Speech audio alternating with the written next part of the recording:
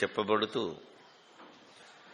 సర్వమానవాళిలో అందరిగా వ్యాపించి ఉన్న ఆ దేవదేవునికి, ఆయన ప్రియ కుమారుడు, ఈ లోక రక్షకుడు, సర్వమానవాళి పాప పరిహారార్థము దివి నుండి భువికి దిగి వచ్చిన మహనీయుడైన యేసుక్రీస్తు ద్వారా వేలాది స్తుతి స్తోత్రాలు సమర్పిస్తూ ఉన్నాను. యేసుక్రీస్తు రక్తంలో కడగబడి ఆయనకు ఇష్టలుగా ఉండడానికి పిలువబడి ఆయన ద్వారా పరలోకపు దేవుని యొద్దకు చేరాలని ఆశపడి వచ్చిన మీ అందరికీ ప్రభువైన యేసుక్రీస్తు నామములోనే నా వందనాలు, శుభములు తెలియచేస్తూ ఉన్నాను. దేవాది దేవుని దయా సంకల్పము జగత్తు పునాది వేయబడక మునిపే యేసుక్రీస్తు నియమింపబడ్డాడని, సృష్టికి పూర్వమే ఆయన ఉన్నాడని, సృష్టిని సృష్టించిన తరువాత సృష్టిలోనికి మనలాంటి మానవుడిగా యేసుక్రీస్తు దిగి వచ్చాడని దైవ గ్రంథము, పరిశుద్ధ గ్రంథము, లేఖనాలు, దేవోక్తులు, ప్రవచనాలు, వాక్యము అని నానా విధమైన పేర్లతో చెప్పబడుతున్న ఈ దివ్య గ్రంథంలో ఎంత రాసున్నా ఇంకా క్రైస్తవ జనాంగము 95% మంది యేసుక్రీస్తు యొక్క జన్మను ఘనంగా ప్రచురిస్తున్న ఈ దినాలలో దేవుడు ఆది నుండి దేనిని ప్రకటిస్తున్నాడో, దేనిని ప్రకటించమన్నాడో మనకు అర్థం కాక, అంటే మన పూర్వీకులకు అర్థం కాక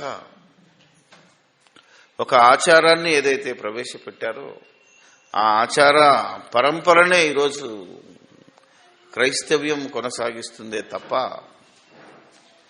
జ్ఞానుల వలె ప్రవర్తించటం లేదని, జ్ఞానాన్ని కలిగిన క్రైస్తవులు ఎంత గొప్పవాళ్ళో అజ్ఞానులతో పోల్చుకుంటే మన స్థితి ఏ విధంగా ఉందో ఒకసారి పరీక్ష చేసుకోమని కూడా దేవుడు మనకు సెలవిచ్చాడు.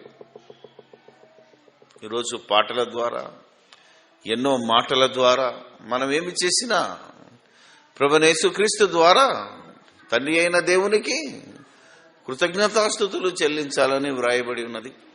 మరి ఇంతకుముందు సహోదరుడు పాట పాడినప్పుడు మరి ఆ పాట రాసిన ఆయనకు ఏమర్థమైందో తెలియదు, కానీ యేసుక్రీస్తుని గురించి పాడుతూ నువ్వు అబ్రహాము దేవుడవు, ఇస్సాకు దేవుడవు, యాకోబు దేవుడవు అని పాట పాడినప్పుడు మరి అది ఆయన తప్పు కాదు, అది రాసిన వాడి తప్పు. ఎందుకంటే అతనికి అర్థమైంది అంతే, యేసుక్రీస్తు అబ్రహాము, ఇస్సాకు, యాకోబుల దేవుడు కాదు, వాళ్ళందరికీ ప్రభు ఆయన.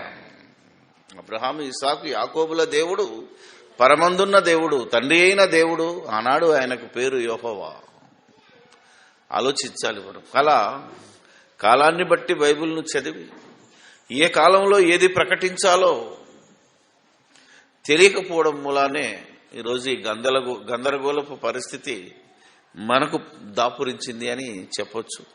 అందుకే సిలువ వేయబడిన క్రీస్తును ప్రకటిస్తున్న అపోస్తలులు, ముఖ్యంగా అపోస్తలుడైన పౌలు,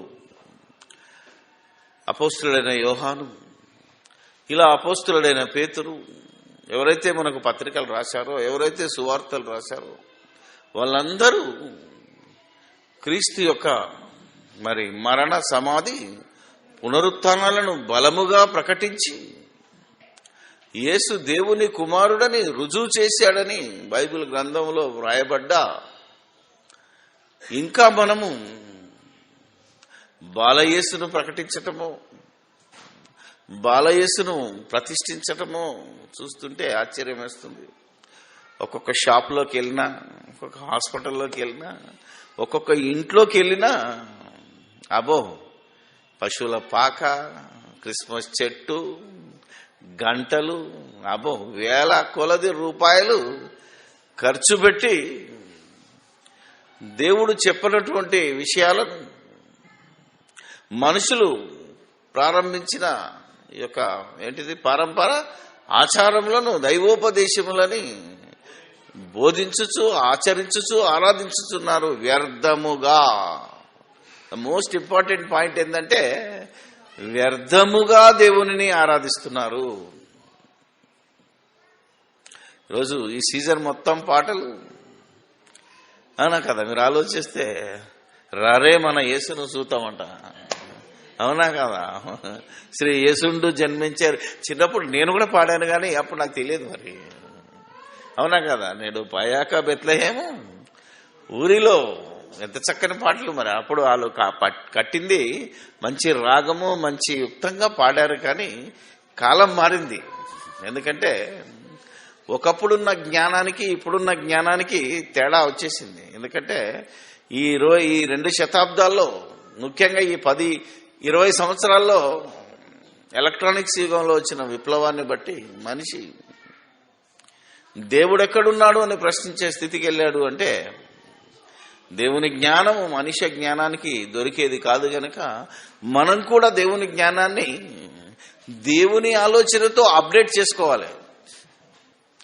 మార్కెట్లో ఇప్పుడు ఒక సెల్ ఫోన్ కొన్నామనుకో, నెక్స్ట్ ఇయర్లో అది దొరకదు, మనకు మాడిఫై అయిపోతుంది. దాంట్లో ఉన్న యాప్స్ కానీ దాంట్లో ఉన్న టోటల్ ఆపరేటింగ్ సిస్టమ్ కానీ ఒకే కంప్యూటర్ మారిపోయి ఈ సెల్ అవుట్డేటెడ్, ఈ కంప్యూటర్ అవుట్డేటెడ్.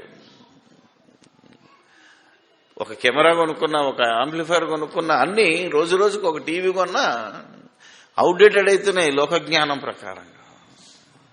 ఇంత జ్ఞానం వీడి చేస్తున్నాడు. మరి మన బైబిల్ జ్ఞానం ఇప్పుడు ఎప్పుడు నిన్న నేడు నిరంతరము ఏకరీతిగా ఉన్నదంటే అన్ని కాలాలకు తట్టుకుని ఉన్నది కనుకనే కాలానికి తగ్గట్టుగా మనం బోధ చేయాలి.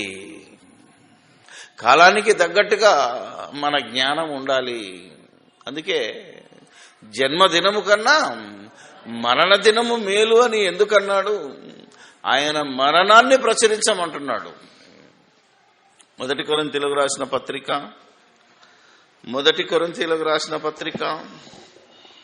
11వ అధ్యాయము. ప్రతి క్రైస్తవుడు ఈరోజు ఈ సందర్భాన్ని మనం జ్ఞాపకం చేసుకుంటే ప్రభువు బల్ల, ఈ బల్ల కార్యక్రమంలో ఒకే రొట్టెను అందరూ తినాలి, ఒకే పాత్రలోనిది అందరూ తాగాలి. కానీ కొందరు తినడానికి అలవాటు పడ్డోళ్ళు తాగడానికి అలవాటు పడ్డోళ్ళు ఏం చేస్తున్నారంటే ముందొచ్చినోడు ముందు తినేస్తున్నాడు మొత్తం. అప్పుడు అంటాడు, మీరు తినడానికి మీ ఇల్లు లేదా? అవునా కదా? మీరు ఆలోచించాలి. ఇది భోజనంలా తింటున్నారంటే భోజనం మీ ఇంటికాడ తిని రావాలి. ప్రభు బల్ల, ప్రభు శరీరం అంటే చిన్న ముక్క విరుచుకొని మీరు తినేయాలి, కొంచెం పానం చేయాలి. ఎందుకు వస్తున్నారు జనాలు అంటే తిండి కోసమే. ఇప్పటికీ మీరు అనేక చర్చిలో చూడండి, సండే నాడు భోజనం పెడుతున్నారంటే ఆ చర్చికి ఫుల్ ప్రజెంట్. శారీరకంగా లాభాలు ఇస్తామంటే ఆ చర్చిలో ఫుల్ అటెండెన్స్ ఉంటుంది. మీకు వాక్యం చెప్పి ప్రకటిస్తాము అన్నాం అనుకోండి, ఎవడు రాడు. ఎందుకంటే సత్యమును నమ్మటం లేదు జనాలు. సత్యము అవుట్డేటెడ్ అయింది అనుకుంటున్నారు, బైబిల్ అవుట్డేటెడ్ అయింది అనుకున్నారు. నో, మన భక్తి మన బోధ అవుట్డేటెడ్ అయిపోయి పాతకాలంలో ఉన్నది ఎవరో చెప్పింది విని మనం బోధ చేశామే తప్ప బైబిల్లో ఉన్నది చదివి, అవునా కదా, ఆలోచించి బోధ చేసి ఉంటే ఈ పాటికే ప్రతివాడి మోకాలు యేసు నామములో వంగి తీరేది. అందుకే మనం ఆలోచించాలి. ఈరోజు ఈ పశువుల తొట్టిలో పరుండబెట్టెను. నేను ఈ వారంలో ఏ క్రిస్మస్ కార్యక్రమానికి వెళ్ళినా వెనకాల బ్యానరు లూకాసు వార్త 2వ అధ్యాయం 11వ వచనం, దాని వెనకాల బొబ్బ, ఒక క్రిస్మస్ తాత లేకపోతే ఒక నక్షత్రం. నిన్న ఒక వింత చూశానండి, మర్చిపోయాను చెప్పడం. నిన్న ఉప్పల్ యూత్ క్రిస్మస్కి వెళ్తున్నప్పుడు ఇలా మరి తిరుమలగిరి దాటి సైనిక్పూర్కి వెళ్లే ముందు రామకృష్ణపురం బ్రిడ్జ్ కనబడింది. ఈ లోపల లెఫ్ట్కు అపార్ట్మెంట్లు చూశాను. అందులో ఏముందో తెలుసా? ఈ మధ్య ఎవరైనా 1 స్టార్ పెట్టేవారు ఇంటికి, ఇప్పుడు ఇంట్లో 3 స్టార్లు పెట్టారు. ఇంట్లో 3 స్టార్లు కనబడుతున్నాయి. ఒక్క ఇంట్లోనే 3 స్టార్లట. మరి సిటీలో ఉందో లేదో నాకు తెలియదు, కానీ నిన్న సైడ్ పోతుంటే నిన్న 2-3 అపార్ట్మెంట్లు చూసాం కదా రవి. 3 అపార్ట్మెంట్లు చూసినా 3 ఇట్లలో 3 ఉన్నాయంటే వాళ్ళ సంఘంలో ఏం బోధ చేస్తున్నారో మనకు అర్థమవుతలేదు. అది బైబిల్లో ఉందా లేదా అనేది ఆలోచన మనకు అనవసరం. బైబిల్లో ఏముందో మనం ఈరోజు చెప్పాలి. ఆ మంచి ఆ మాటను మనం ఈరోజు ఆలోచిస్తున్నాం. ఇంకా బాలయేసు తొట్టిలో ఉన్నాడా, మీరు వెళ్ళి చూడండి, దానికి ఇదే మీకు ఆనవాలు అనగానే వాళ్ళు వెళ్ళి చూడడం అయిపోయింది. కానీ ఇప్పుడు మనం కూడా రారే మనం వెళ్ళి చూద్దాము అనడమే ఎంత అన్యాయమో అక్రమమో మనం ఆలోచించటం లేదు. ఈరోజు బైబిల్ ఇలా ఎవడిష్టం వచ్చినట్టు వాడు చదవడానికి కానీ, ఎవరిష్టానుసారంగా వాళ్ళు ఆలోచించడానికి కానీ, నాకు బయలుపరిచింది అనే విధానం బైబిల్ను చదవక సాతాను ఒకే ఒక వర్డ్తో ఈ ప్రపంచాన్ని మాయ చేస్తున్నాడు. ఏంటంటే, అప్పుడు మాట్లాడిన దేవుడు ఇప్పుడు ఎందుకు మాట్లాడు? అవునా కదా? అప్పుడు చేసిన దేవుడు ఇప్పుడు ఎందుకు చేయడు? అప్పుడున్న దేవుడు ఇప్పుడు కూడా ఉన్నాడు కదా అనే ఒకే ఒక మాటతో మనుషుల్ని మాయ చేస్తున్నాడు తప్ప, అప్పుడున్న దేవుడు మాట్లాడిన విధానం వేరు, ఇప్పుడున్న దేవుడు మాట్లాడిన విధానం వేరు అనేది ఈ ప్రపంచానికి అర్థం కాలేదు. అంటే బైబిల్ను మనం చదవాలి. అప్పుడు యేసుక్రీస్తు ఉన్న విధానం వేరు, అప్పుడు వాక్యమై ఉన్న యేసు, ఇప్పుడు శరీరధారిగా ఉన్న యేసు, ఇప్పుడు పరలోకంలో ఉన్న యేసు. యేసు యొక్క ఆకారంలో, యేసు యొక్క మాటలలో కాలాన్ని బట్టి మాటలు చెప్పాడు. ఎదుగుతున్నా కొద్దీ ఎదిగిన వారికి బోధను ఎదిగించి చెప్పాడు అనేది మనం ఆలోచించాలి. ఈరోజు ప్రపంచం అంతా తొట్టిలో ఉన్న యేసును చూడడానికి ఎంత ఉబలాట పడుతుందో, ఒకవేళ అక్కడ లేదు గనక ఇంట్లోనే పశువులో తొట్టేసుకుని ఆనందించి చూసుకునే దౌర్భాగ్యపు దశకొచ్చు. కానీ యేసుక్రీస్తు నన్ను చూడండిరా అని చెప్తున్నాడు. ఎప్పుడైనా ఆలోచించారా? ఏ యేసినా సిలువ వేయబడిన తర్వాత నన్ను చూడడానికి రండి అంటున్నాడు. ఇక్కడికి మాత్రం వెళ్ళే రకం కాదు ఇల్లు. మత్తయి రాసిన సువార్త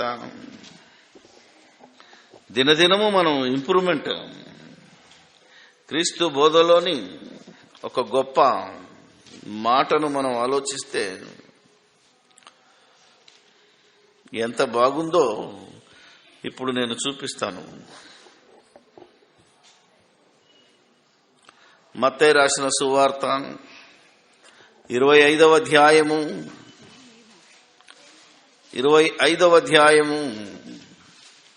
35-36.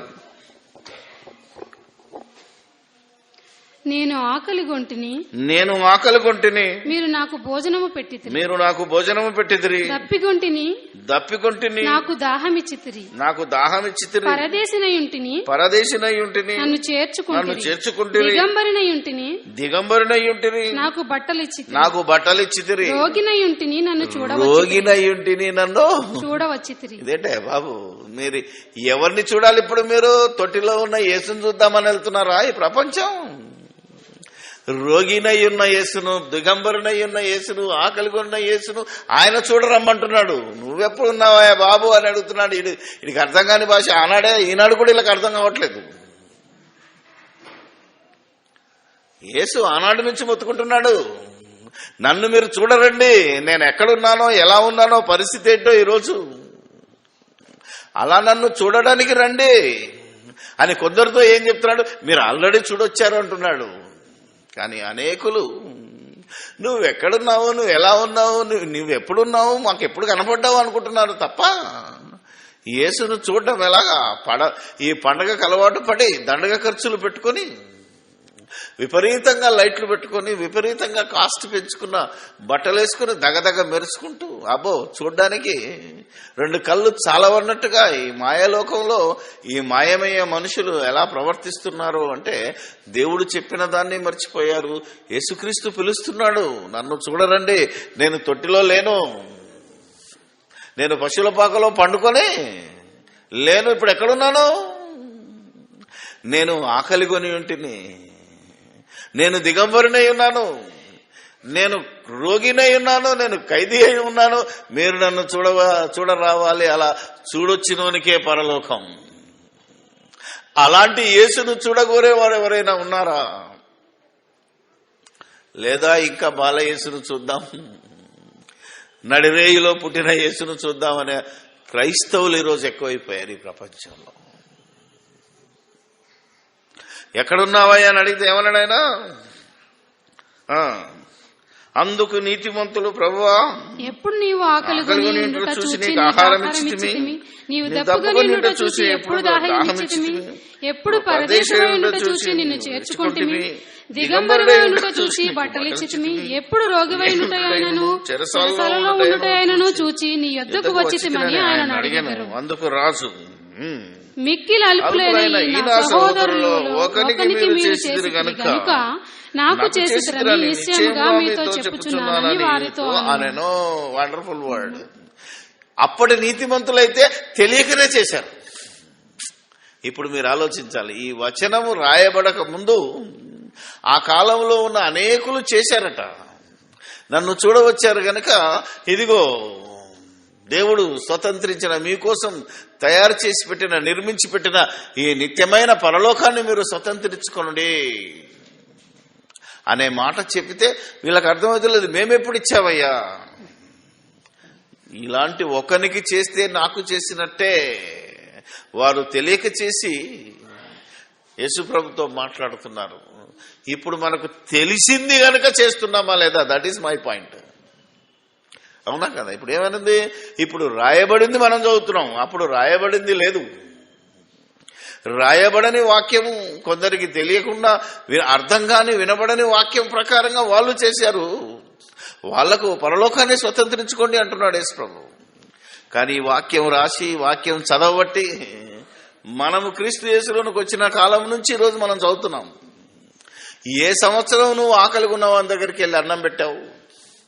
క్రిస్మస్ పండగ రోజైనా ఓకే, క్రిస్మస్ పండగ పేరటనైనా నువ్వు రోజు బిర్యానీ తింటున్నావు, ఈరోజు కూడా బిర్యానీ తింటున్నావు. ఆకలి లేనుడు రోడ్డు మీద అడుక్కు తింటున్నాడు, తినడానికి కూడా తిండిలోనూ పడున్నాడు. వాడిని ఏమైనా ఒక్కసారి పలకరించావా?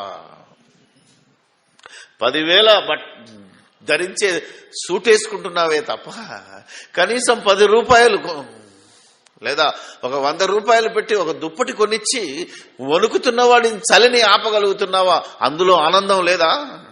బట్టలు వేసుకుంటేనే ఆనందమా? అవునా కదా? బంగారం పెట్టుకుంటేనే ఆనందమా? ఇల్లు అలంకరిస్తేనే ఆనందమా? టపా టపా పేలుస్తున్నాడు ఒకడు దుర్మార్గుడు. ఏంటి అట? బాంబులు. అవునా కదా? ఒక బాంబు పేలితే ఒక 100 రూపాయలు, ఒక లడి పేలుస్తారట. అవునా కదా? మీరు ఆలోచిస్తే 5,000 రూపాయలు అలా పేల్చి ఆనందిస్తున్నారు ఈరోజు ప్రజలు. నో, ప్రభువునందు ఆనందించడం అంటే, ఎల్లప్పుడూ ప్రభువునందు ఆనందించడం అంటే ఒక పేదవాడికి సహాయం చెయ్యి, ఒక అభాగ్యుడిని ఆదుకుంటే అందులో ఆనందం ఎంత ఉందో ఈ మాటలు చెబుతున్నాయి మనకు. చాలా మంది మేము బోలెడు కార్యక్రమాలు చేస్తూనే ఉంటున్నారు, నో ప్రాబ్లం ఏంటాలి. కానీ నాకు వచ్చిన ఆలోచన ఏంటంటే, మీకు రావాల్సిన ఆలోచన ఏంటంటే, నీ సొమ్మేం పెడుతున్నావు? ఫారెన్ ఫండ్ తెచ్చుకుంటున్నాడు, లేకపోతే ఎక్కడి నుంచో డబ్బు తెచ్చుకుంటున్నాడు, అది పెట్టి సహాయం చేసి వస్తున్నాడు. నేను ఏమంటారు, విధవరాళ్లకు చీరలు పంచుతున్నాను అని ఒక పోజు. అవునా కదా? దీనివల్ల నీకు వచ్చేదేం లేదు. ఎవడైతే నీకు డబ్బులు ఇచ్చాడో ఆడిపోద్ది, బహుమానం ఎవడికి పోద్ది? పంచిన నీకు ఫోజు ఫోటోలో రావచ్చునేమో, కానీ ఒరిజినల్ బహుమానం ఇచ్చినోడికి పోద్ది. నీ డబ్బులేమిస్తున్నావు? నీ కష్టార్జితం ఏమిస్తున్నావు? నీ ఆ భోగలాలసనలోంచి వదిలేసుకొని నువ్వు దేవునికి ఏమిస్తున్నావు? దేవునికంటే దేవునికి ఇవ్వనట్లేదు. యేసుప్రభుకి ఏమిస్తున్నావు అంటే యేసుప్రభు కాదు. యేసుప్రభు నీ డబ్బు ఏం చేసుకుంటాడు, నీ బట్టలు ఏం చేసుకుంటాడు, నీ మందులు ఏం చేసుకుంటాడు. యేసు ప్రభు ఎవరిలో అయితే ఉన్నాడో, ఎవరిని చూడమన్నాడో వారిలో యేసు ప్రభుని చూసి వారిలో ఉన్న యేసును చూడడానికి వెళ్ళి నువ్వు ఈ సహాయం చేస్తే అప్పుడే నువ్వు నిజంగా ప్రభువునందు ఆనందించగలిగిన వాడివి. ఆ ఆనందాన్ని నువ్వు నీ కళ్ళారా, నీ మనోనేత్రములతో చూడు, ఈ కళ్ళతో చూడలేవు. ఈరోజు కాంపిటీషన్ పెరిగింది. ఎవడు చర్చి ఎక్కువ డెకరేషన్ చేస్తే అది గ్రేట్ అనుకుంటున్నాడు. ఎవడెక్కువ బట్టలు కొనుక్కుంటే వాడు గ్రేట్ అనుకునే పరిస్థితి వచ్చింది. ఎవరెక్కువ సంబరాలు చేస్తే, ఎవరు ఎక్కువ రోజులు సంబరాలు చేస్తే అది గ్రేట్ అని లోక సంబంధంగా ఆలోచిస్తున్నామే తప్ప, దయచేసి పండగ చేసుకోవద్దు అంటలేను, మళ్ళా మర్చిపోకండి. మీ పండగ ఎలా సింప్లిఫైగా ఉండాలో, నిజంగా మీరు ఎంత ఆనందించాలో, ఏ విధమైన ఆనందం. ఈరోజు చేసే పండగంతా భోగ లాలస కోసం చేస్తున్నావు, లగ్జరీని చూపించుకోవడం చేస్తున్నావే తప్ప అన్ని రోజులు సమానమే. కనీసం ఈ రోజు నువ్వు పండగ రోజు అనుకుంటున్నావు అంటే నిజంగా ఆ రోజు నువ్వు ఒక అనాథాశ్రమానికి వెళ్ళి నువ్వు తినే కూడు వాళ్ళకు పెడుతున్నావా? నువ్వు ధరించుకునే బట్ట వాళ్ళకి ఇవ్వగలిగావా? నువ్వు వేసుకుంటున్న ఖరీదైన మందులు వాళ్ళకి ఇప్పించి ఒక రోగిని బాగు చేయగలుగుతున్నావా? అప్పుడే నువ్వు నిజంగా క్రిస్మస్ ఆచరించినవాడు. నిజమైన క్రిస్మస్ ఆనందం అందులో ఉంది అనేది ప్రభువు ఇక్కడ మాట్లాడుతున్నాడు, నేను మాట్లాడలే. ఒక తొట్టి కోసం, ఒక డెకరేషన్ కోసం వేలు ఖర్చు పెడుతున్నాడు ఒకడొకడు. నేను ఒక హాస్పిటల్కి వెళ్ళాను, యశోద హాస్పిటల్. అమ్మో బ్రహ్మాండమైన సెట్టింగ్. రోగికి రూపాయి తగ్గించమంటే తగ్గించడాడు, అర్థమైందా కదా? బిల్లులో రూపాయి తగ్గించమంటే తగ్గించడు, కానీ ప్రజల కోసం ఇంత డబ్బు అని ఏదో ఏమంటారు అది, అట్టహాసం కోసం దాన్ని తయారు చేశాడు. అదే నువ్వు ఒక రోగికి ఉచితంగా వైద్యం చేయి, ఒక అనాథకు దిక్కులేని వాడికి మంచి ట్రీట్మెంట్ ఇచ్చి పంపించు. ఇలా ఎంతమంది యేసును చూడనికి వెళ్తున్నారు, యేసును చూస్తున్నారు. నన్ను చూడవచ్చి తిరిగి నన్ను చూడ రండే అంటున్నాడు యేసు. ఏ యేసు? తొట్టిలో ఉన్న యేసు కాదు, తొట్టిలో లేడు ఇప్పుడు. దానికి ఇదే మీ కానవాలని అరిగిపోయిన రికార్డు చెప్తున్నారు తప్ప మీరు ఇప్పుడు వెళ్ళి చూడండి అంటే చూస్తే ఉన్నాడా? ఎందుకు చెప్తున్నావు ఈ డైలాగు?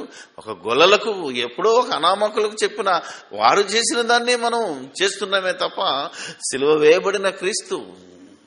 పౌలు అంటున్నాడు 1 కొరింథీ 10, నేను క్రీస్తును పోలిన ప్రకారం మీరు నన్ను పోలి నడుచుకోండి. మేము క్రీస్తును పోలి, ఏ క్రీస్తును పోలాడినా బాలయేసును చూపించలేదు, సిలువ వేయబడిన క్రీస్తును, పాపులను రక్షించడానికి వచ్చిన క్రీస్తును పోలి నడుచుకుంటున్నాడు. కాబట్టి పాప క్షమాపణ గురించి ప్రకటించాడు. చూసారా యేసుక్రీస్తు. ఇంకొందరు దుర్మార్గులు ఏమంటున్నారు, వాళ్ళతో కూడా చెప్తున్నాడు, ఎప్పుడు రోగి అయి ఉంటున్నాను అడిగిదరు. అప్పుడు రాజు తర్వాత అప్పుడు ఆయన ఎడమ వైపు ఉండి వారిని చూచి, శపింపబడిన వారలారా నన్ను విడిచి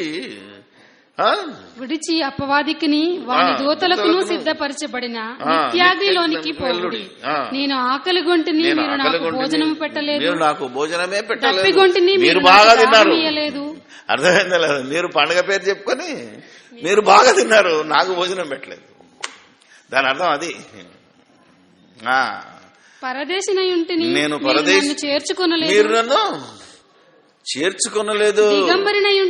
నేనేమో బట్టలు లేకుండా ఉండి వణుకుతుంటే నువ్వేమో పట్టు బట్టలు కట్టుకుని నువ్వు రేగుతున్నావు. రోగినై చెరసాలలో ఉంటిని, మీరు నన్ను చూడరాలేదని చెప్పాను. మీరెవడు నా దగ్గరికి రాలేదు. ఎంత బాగుంది. అందుకు వారు ప్రభువా మేమెప్పుడు నీవు ఆకలిగొని ఉండుటయైనను, దప్పిగొని ఉండుటయైనను, పరదేశివై ఉండుటయైనను, దిగంబరివై ఉండుటయైనను, రోగివై ఉండుటయైనను, చెరసాలలో ఉండుటయైనను చూచి నీకు ఉపకారము చేయకపోతేమని ఆయన అడిగేదారు. చూసావా? అందుకు ఆయన మిక్కిలి అలుపులైన వీరిలో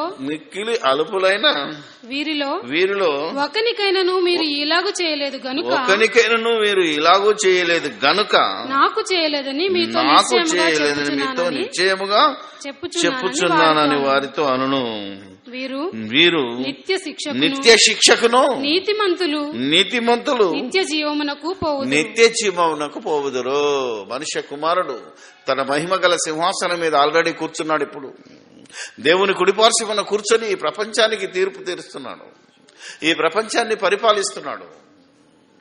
ఈ పరిపాలన చేస్తూ ఆల్రెడీ తీర్పు చేస్తున్నాడు. కొందరిని ఎడమ వైపు, కొందరిని కుడివైపు, మేకలను ఒకవైపు, గొర్రెలను ఒకవైపు, నీతిమంతులను ఒకవైపు, అనీతిమంతులను ఒకవైపు వేరు చేస్తూ ఉన్నాడు. ఈ వేరు చేసే దశలో నువ్వు ఉన్నావు. ఇప్పుడు ఇప్పటి వరకు ఈ క్రైస్తవులకు ఈ విషయం తెలియదేమో, ఒకవేళ అర్థం కాలేదేమో. అది ఆ రోజు అంటాడు కదా, ఈ రోజు ఎందుకు అని అనుకుంటున్నావా? కానీ ఇది రెండవ రాకడలో వచ్చిన రోజు జరిగేది కాదు.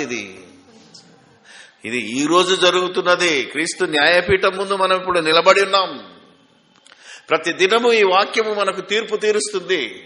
కాబట్టి ఇంకా 2000 సంవత్సరాల క్రితం ఒక గొర్రెల కాపర్లు వెళ్ళి చూసిన దాన్ని ఇప్పటికీ మీరు గొర్రెల కాపర్ల వాళ్ళు వెళ్ళి చూద్దాం రండి అనే పాడుతున్నారే తప్ప, చూడండి అని ప్రకటిస్తున్నారే తప్ప, ఈ యేసును చూడమన్న విధానం, యేసు నేను ఎక్కడ ఉన్నానో అక్కడికి రండి అంటున్నాడు, నన్ను చూడడానికి రండి అంటున్నాడు. దీన్ని వదిలేసి మనుషులు కల్పించిన పారంపరాచార్యాల కోసం ప్రతి మనిషి పరుగులెత్తడం, ముఖ్యంగా జ్ఞానులని చెప్పుకుంటున్న క్రైస్తవులు పరిగెత్తడం ఎంత విచారకరమో. జ్ఞాన గ్రంథం చేతిలో పెట్టుకుని దీన్ని నిత్యము చదువుతున్న మనం ఏం చేస్తున్నాం అనేది మనం ఆలోచించాలి. పండగల పేరు మీద ఎందుకు ఈ దండగంతా ఖర్చు పెడుతున్నారు? ఓకే, పండగ అనేది మనం అందరం కలుసుకునేటానికి చేస్తున్నామని ఒక మన నీతిని బట్టి మనం ఆలోచించిన మనందరం కలుసుకోవడం, కనీసం ఈ పేరు మీదనైనా కుటుంబం అంతా ఒకరోజు కలుస్తున్నామని ఒక సాకు చెప్పడానికి మనకు అలవాటైంది. ఈ పేరు మీదనే అని ఎందుకు కలుసుకోవాలి? ప్రతిరోజు కుటుంబంగా కలవలేవా?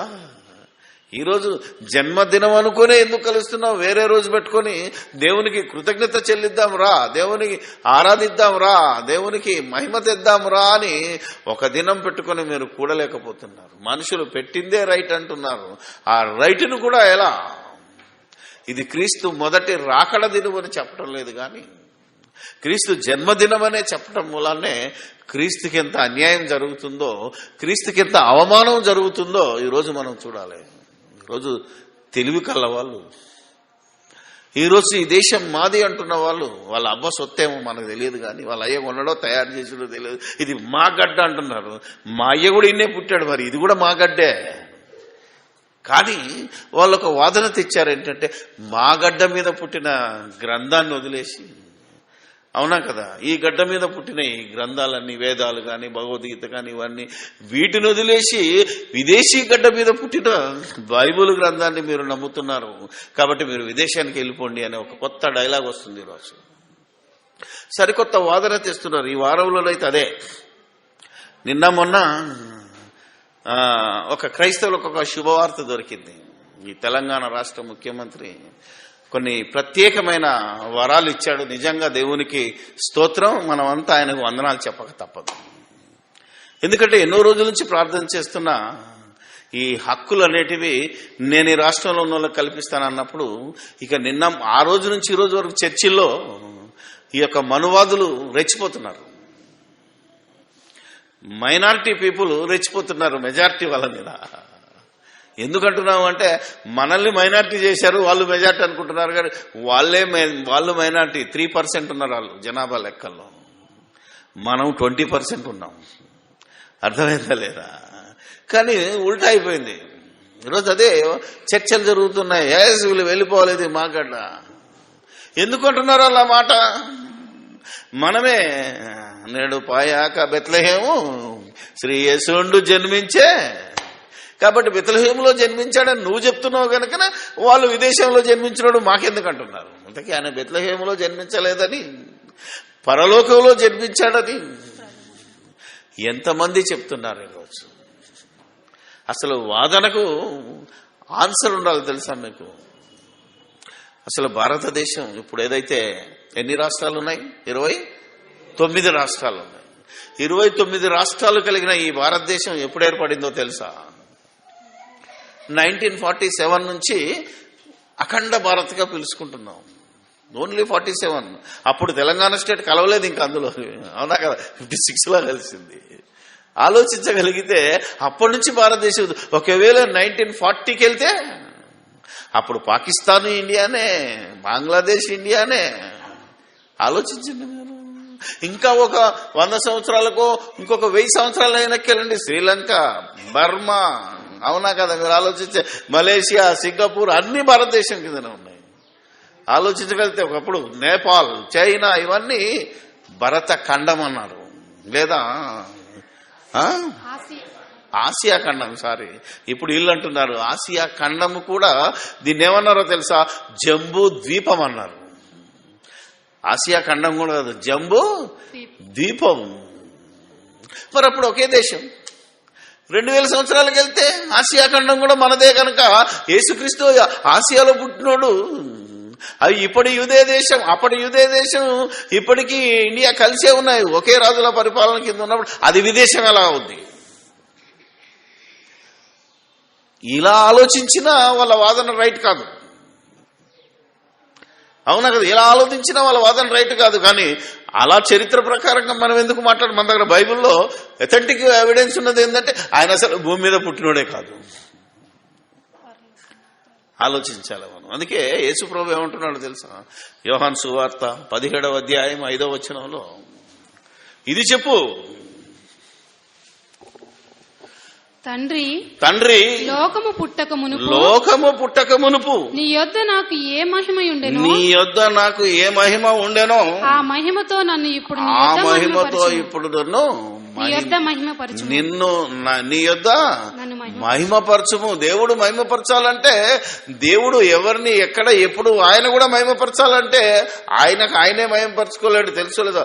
ఆయనను మహిమపరచాల్సింది మనం, యేసుక్రీస్తును మహిమపరచాల్సింది కూడా మనమే.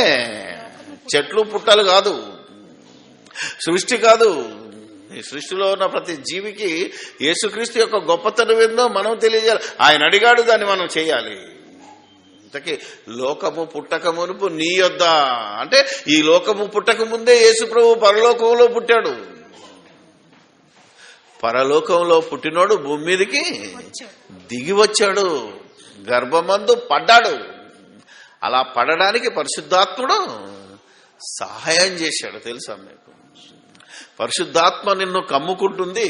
అందుకే ఒకసారి పుట్టినోడు రెండోసారి పుట్టడానికి వీల్లేదు గనుకనే కన్యక గర్భవతి అయి కుమారుని కనును అని ముందే ఎందుకు చెప్పాడు అంటే, పురుషునితో కలిసిన తర్వాత, పురుషునితో సంబంధం ఏర్పాటు చేసిన తర్వాత పుట్టినోడు మనిషి తండ్రిగా మనిషి ఆ తండ్రి మనిషి యొక్క కొడుకుగా పిలువబడతాడు. కానీ ఆయన యోసేపు కుమారుడు కాదు. Jesus Christ the word of God is son of God. ఎవరు రాసింది? యేసుక్రీస్తు son of Jesus Christ son of God అని ఎందుకుందంటే దేవుడు కన్నాడు ఆయన్ని. అలా పరిశుద్ధాత్మ కమ్ముకున్నప్పుడు పరలోకంలో ఉన్న ఈ వాక్యమై ఉన్న యేసు అమ్మ కడుపులో పడ్డాడు. పుట్టలేదు కూడా, ఎందుకంటే ఒకసారి పుట్టినాడు, మళ్ళా ఎక్కడ పుట్టడు. గర్భమందు పడ్డాడని ఉంటుంది. మీకు ఇంతకుముందు చూపించాను తెలుసా? లూకాసు వార్త 2వ అధ్యాయము 20వ వచనంలో రాయబడి ఉంటుంది, గర్భమందు ఆయన పడక మునుపు అని ఉంటుంది, పుట్టక మునుపు కాదు. So wonderful thing. బైబిల్ ఎక్కడ అబద్ధం చెప్పదు. నువ్వు చదివే విధానంలో తేడా ఉంది, నువ్వు ఆలోచించే విధానంలో తేడా ఉంది. కనుకనే నిన్ను ఈరోజు క్రైస్తవేతరులు తప్పుపడుతున్నారు. క్రైస్తవుడా, క్రైస్తవ పండితుడా, రెవరెండువా, బిషప్వా, బైబిల్ కాలేజీ డైరెక్టర్వా, ఇంటర్నేషనల్ స్పీకర్వా, నువ్వెవడివైనా బైబిల్ ఆలోచనతో ఆత్మీయ సంగతులను, ఆత్మచేత ఆత్మ సంగతులను, ఆత్మ నేర్పు మాటలతో నువ్వు చెప్పగలిగితే క్రీస్తు మరణాన్ని ప్రచురించమని క్రీస్తు చెబుతున్నాడు, అపోస్తలులు చెబుతున్నారు. మీరు ఇంకా జన్మాన్నే ప్రకటిస్తున్నారు. ఆ జన్మదినం లేకపోయినా అనేదే అపోస్తలుల బోధ, వారి బాధ. ఏమన్నదమ్మా? ఆ శిశువునకు సున్నతి చేయవలసిన 8వ దినము వచ్చినప్పుడు గర్భమందు ఆయన పడక మునుపు వచ్చాడు, గర్భంలో పడ్డాడు. ఒకసారి పుట్టాడు కనుక పడ్డాడు. మనం ఎక్కడ పుట్టాం? ఏదో ఊర్లో పుట్టాం, హైదరాబాద్లోకి వచ్చి పడ్డాం. హైదరాబాద్లో పుట్టలేం కాదు, అవునా కదా? ఈ భాషను మనం అర్థం చేసుకుంటే, అమ్మ కడుపులో పుట్టినోడు 9 నెలల తర్వాత భూమి మీద పడ్డాడు. మనది డెలివరీ. అర్థమైందా లేదా? మనం భూమి మీద పడ్డాలమే. ఆసుపత్రిలో పడవచ్చు, ఇంట్లో పడవచ్చు, వాట్ ఎవర్ ఇట్. యేసుక్రీస్తు భూమి మీదకి వచ్చినప్పుడు సరాసరి అమ్మ కడుపులో ఎందుకు పడ్డాడు, భూమి మీద ఎందుకు పడలేదంటే ఆయనకు రక్తమాంసములు కావాలి గనక, మనలాంటి ఆకారం రావాలి గనక దేవుడు న్యాయవంతుడు. ఏ మనిషి అయినా అమ్మ కడుపులోంచే బయటికి రావాలనేది నిర్ణయించాడు గనక యేసు ప్రభు కూడా ఆకారాన్ని ధరించుకోవడానికి 9 నెలలు అవసరమైంది. 9 నెలలో 10 నెలలో మనకు తెలియదు. డెలివరీ కాలం, ప్రసవ దినములు నిండేంత వరకు ఆకారాన్ని ధరించుకోవాల్సిన అవసరం ఏర్పడింది కనుక పరిశుద్ధాత్ముడు అమ్మను కమ్ముకున్నప్పుడు పరిశుద్ధాత్మ వలన గర్భము ధరించింది అనే ఒక అద్భుతమైన మాటను ఈరోజు ముస్లిమ్స్ దాన్ని చాలా వక్రీకరించారు. అలా వక్రీకరించినప్పుడు దానికి కూడా మనం సమాధానం చెప్పాలి. తింగరోళ్ళు ఉంటారు, మనకు క్వశ్చన్ వేశాడు ఒకడు, పరిశుద్ధాత్మ వలన గర్భం ధరించిందంటే పరిశుద్ధాత్ముడు గర్భం చేశాడు అనేడు ఒక దుర్మార్గుడు. ఎంత భయంకరం అంటే అలా మాట్లాడినోడు ఏం చేయాలి? మనం కూడా అడ్డంగా చెప్పాలి. ఇప్పుడు ఏమనకూడదు, ఎందుకంటే అతనికి మళ్ళా రెచ్చిపోతే వాళ్ళు మళ్ళా కొట్లాటకు వస్తారు. కాబట్టి మాటకు మాటే సమాధానం. అక్కడ అంటాడు, పిల్లలు పుట్టలేదు, మరి 10 ఏళ్ళైంది 20 ఏళ్ళైంది పిల్లలు పుట్టలేదు అనుకో, ఏం చేస్తారు? ఎంతో మంది డాక్టర్లు తిరుగుతాం కదా. అప్పుడు లాస్ట్కి ఒక డాక్టర్ ట్రీట్మెంట్ ఇచ్చి అమ్మను గర్భవతి చేస్తాడు, లేదా ఒక కొడుకు పుట్టిస్తాడు. అప్పుడు ఈ తల్లిదండ్రులు, ఈ అమ్మ ఏమంటదంటే, ఫలానా డాక్టర్ గారి దయ వలన నాకు కొడుకు పుట్టాడు, దేవునికి స్తోత్రం అన్నది అనుకో. అప్పుడు వాణ్ణే అడిగాను నేను, ఇప్పుడు మీ అమ్మ ఏమంటదిరా అన్నాను. అవునా కదా? డాక్టర్ గర్భవతిని చేశాడా, మీ అయ్య చేశాడా అని అడిగాను. అప్పుడు అర్థం చేసుకోవాలి, మూర్ఖంగా మాట్లాడకూడదు. కాబట్టి దేవుడు కన్న కుమారుడు అమ్మ కడుపులోనికి రావడానికి పరిశుద్ధాత్మ ఆమెను ఆవరించినప్పుడు ఆ ఆనందము, ఆ బాధ తెలియకుండా పరిశుద్ధాత్మతో నింపబడింది అనేదే మనం అర్థం చేసుకోవాలి. ఆలోచించగలిగితే ఇది ఎంత గొప్పగా మరి ఇతరులకు సమాధానం చెప్పాలో, ఎలా బైబిల్ను సమస్త విధములైన అనుభవ జ్ఞానంతో సువార్త విశ్వాస పక్షమున పోరాడాలి. అసలు జన్మ గురించి పట్టించుకోవద్దంటున్నాడు. సువార్త అంటే మళ్ళా మరణ సమాధి పునరుత్థానం, విశ్వాసం అంటే మళ్ళీ యేసుక్రీస్తు చనిపోవడం లేవడం. ఈ రెండింటి గురించి మీరు పోరాడండి రా అంటున్నాడు. మనమేమో జన్మను గురించి ప్రకటించుకుంటూ ఆనందం చేసుకుంటున్నాం. ఏది వద్దన్నాడో దేవుడు అది చేసే మనం చేస్తున్నాము, ఏది చేయమన్నాడో అది చేయలేని దశ. ఎందుకంటే బర్త్డే అంటే మనకు ఆనందం కదా, ఎందుకంటే సుఖపడేది ఆనందపడేది కనుకనే దీనికి ఎక్కువ మనుషులు మొగ్గు చూపుతున్నారు తప్ప మరణ దినం మేలన్నాడు అనుకో, చనిపోయిన రోజు ఏడవాలి కదా. అప్పుడు ఎవడన్నా కొత్త బట్టలు కుట్టించుకుంటుండా, గుడ్ ఫ్రైడే రోజు హ్యాపీ గుడ్ ఫ్రైడే అని చెప్తాడు ఉన్నాడా. ఈ 8 సంవత్సరాల నుంచి మనమే మొదలు పెట్టాము. ఎప్పుడైతే తెలిసిందో అప్పటి నుంచి మీరు హ్యాపీ క్రిస్మస్ కాదు, హ్యాపీ గుడ్ ఫ్రైడే చెప్పండి. యేసు మన కోసం మరణించాడు. ఇంతకుముందు ఒక పాట పాడింది ఒక సోదరి, ప్రేమ. యేసు ప్రేమను ప్రకటించాలి. అసలు యేసు ప్రేమ ఏంటిది? ఏ మారకనే ప్రకటించును, దివారాత్రులను ప్రకటించాలంటే యేసు ప్రేమ ఏంటిది? 1 యోహాను పత్రిక 4వ అధ్యాయం 3వ అధ్యాయం 13వ వచనంలో యేసు ప్రేమనుందో తెలుసా? ఆయన మన నిమిత్తము ప్రాణము పెట్టెను గనక, పుట్టాను కాదు, ఎక్కడో పుట్టాడు, వచ్చి మన కోసం ప్రాణము పెట్టెను గనుక దీని వలన ప్రేమ ఎట్టిదో తెలుసుకొనుచున్నాము. మనము కూడా మన సహోదరుల నిమిత్తము ప్రాణము పెట్ట బద్దులపై ఉన్నాము. యేసు ప్రభువా నీ ప్రేమ చాలా గొప్పదని పాడెళ్ళిపోతే కుదరదు. పాట బాగుంది కనుక, రాగం వచ్చు కనుక, గొంతు బాగుంది కనుక నువ్వు పాడితే ప్రయోజనం లేదు. నీవు యేసు చూపిన ప్రేమను నువ్వు చూపించు. నీ సహోదరుల నిమిత్తము నువ్వు నీ ప్రాణాన్ని పెట్టు. ప్రాణాన్ని పెట్టాలంటే చచ్చిపోమనే అంటలేము. నీ రక్తానికి ఉన్న గుణం, అవతలోడు దుర్మార్గుడు కదా, నేనెందుకు ఇచ్చేయాలనే ఆలోచన రాకూడదు. నేనెందుకు క్షమించాలి, ఆడు నన్ను తిట్టాడు కదా, ఆడు కొట్టాడు కదా, నేనెందుకు వందనాలు చెప్పాలనే ఆ యొక్క ఆలోచనలు వదలడమే ప్రాణం పెట్టడం. అది రక్తానికి ఉన్న గుణం. ఈ గుణాన్ని నువ్వు చంపగలిగిన రోజే నువ్వు నిజమైన నీతిమంతుడివి, నువ్వు నిజమైన నీతిమంతురాలివి. ఇలా మనం ఆలోచించగలిగి దీన్ని గనక ప్రకటించగలిగితే మాట చేత గాని క్రియ చేత గాని నువ్వేమి చేసినను నీ సహోదరుని నిమిత్తము నువ్వు ప్రాణం పెట్టబద్దును. అది క్రీస్తు ప్రేమ. ఈ ప్రేమను ప్రతిరోజు చూపించాలి. క్రిస్మస్ ఒక్కరోజు కాదు, లేకపోతే గుడ్ ఫ్రైడే ఒకరోజు కాదు, ఈస్టర్ ఒకనాడు కాదు. ఇది బుద్ధిహీనులు చేసే పని, అజ్ఞానులు చేసే పని. ఎందుకు అజ్ఞానులు అంటున్నాము అంటే ఆధారం లేకుండా ఏ పని చేసినా అజ్ఞానులే అంటాము. ఈరోజు మనకు డేట్ తెలియదు, నెల తెలియదు, సంవత్సరం కూడా తెలియదు. అవునా కదా? సంవత్సరం తెలుసా మీకు? ఏ సంవత్సరం పుట్టాడో తెలుసా?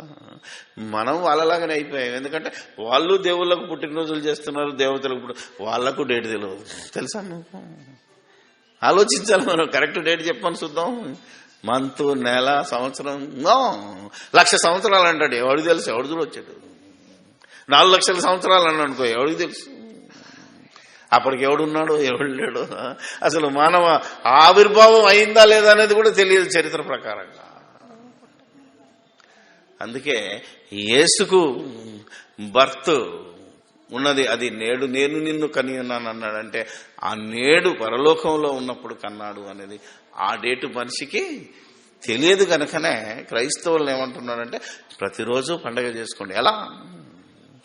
యేసును ధరించుకొని యేసులో ఆనందిస్తూ యేసును చూస్తూ అన్నాడు. యేసును చూడడం అంటే ఒక రోగిని చూడు, ఒక దిగంబరిని చూడు, ఒక ఖైదీని చూడు, ఒక ఆకలి ఉన్నోని చూడు.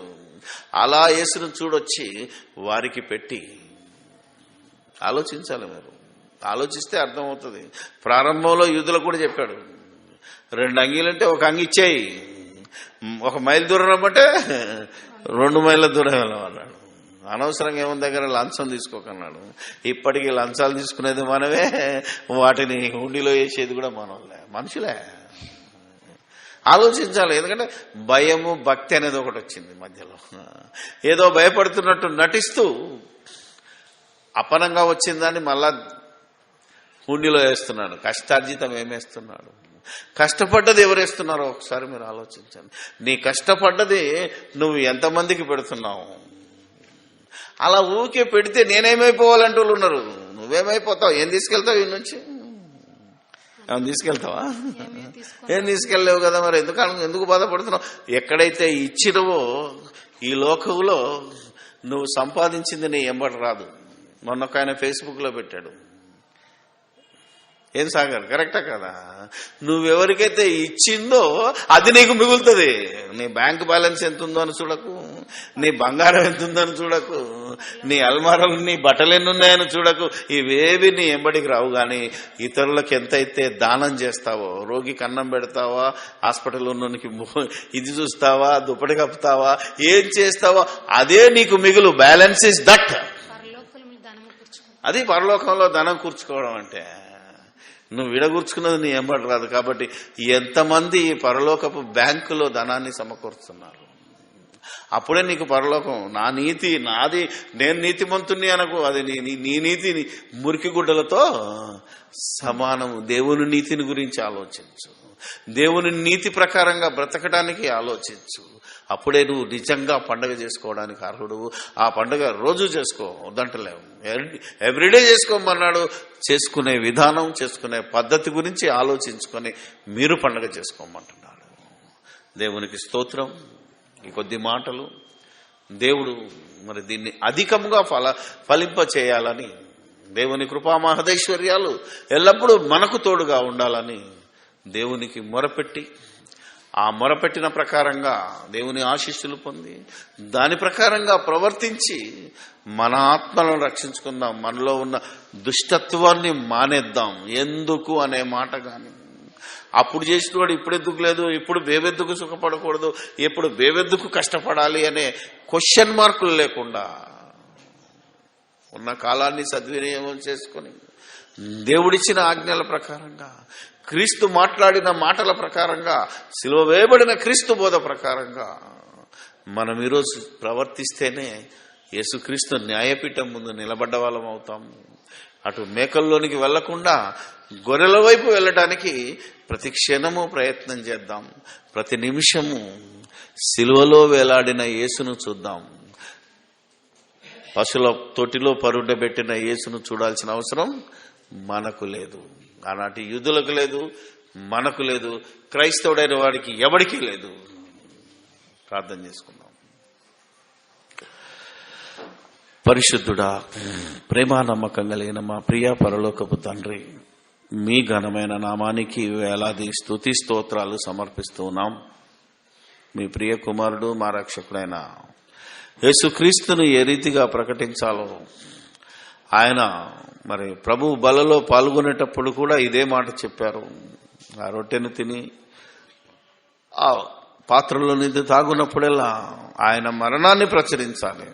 జన్మదినము కంటే మరణదినము గొప్పది గనక, మరణదినం ఎప్పుడో కూడా ఆయన మాకు తెలియదు గనక ప్రతిదినము ఆయన మరణాన్ని ప్రకటిస్తూ, దినాన్ని కాక మరణాన్ని ప్రచురిస్తూ రోజు పండుగ చేసే నిజమైన క్రైస్తవులుగా మేము ఉండగలుగున్నట్లు యేసు మమ్మల్ని రక్షించినందుకు మా హృదయంలో సంతోషంగా ఉండాలి. ఆ సంతోషంతో రోజు మాకు పండుగ వాతావరణంగా ఉండాలని చరిత్రను తిరగరాసేది మరి క్రైస్తవుడేనని, దేవాని వాక్యమేనని. కాబట్టి చరిత్రలో జరిగిన తప్పులను సరిదిద్దుకొని నీ వాక్యంలో ఉన్న చరిత్రను, బైబిల్ గ్రంథంలో ఉన్న చరిత్రను ఈ ప్రపంచానికి చూపించగలిగే తట్టు ఈ జీవవాక్యాన్ని చేతబట్టుకున్న జ్యోతుల వల్ల మేము వెలగగలుగున్నట్లు,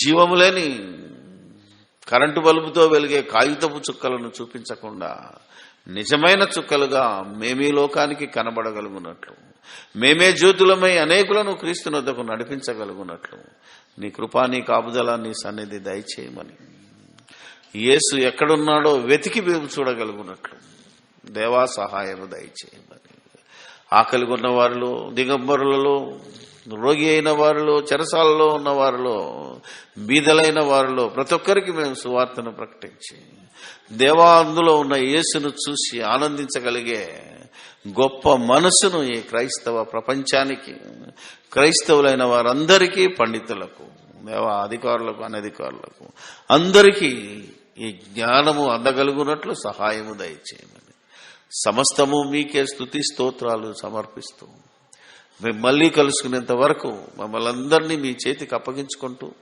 మా శారీరక, మానసిక, ఆర్థిక, సామాజిక సమస్తమైన ఇరుకులు, ఇబ్బందుల నుండి మేము విడుదల పొంది దేవా నీ కృపలో భద్రపరచబడి సంతోషంతో సమరము మీరు చెప్పినట్టు చేసుకొని ఈ ప్రపంచానికి మార్గదర్శకులమయ్యే భాగ్యము మా అందరికీ అనుగ్రహించమని మా ప్రభువు, మా రక్షకుడు, మీ ప్రియ కుమారుడైన క్రీస్తు యేసు అతి పరిశుద్ధమైన నామములో ఈ ప్రార్థన మీకు సమర్పిస్తున్నాము మా పరమ తండ్రి.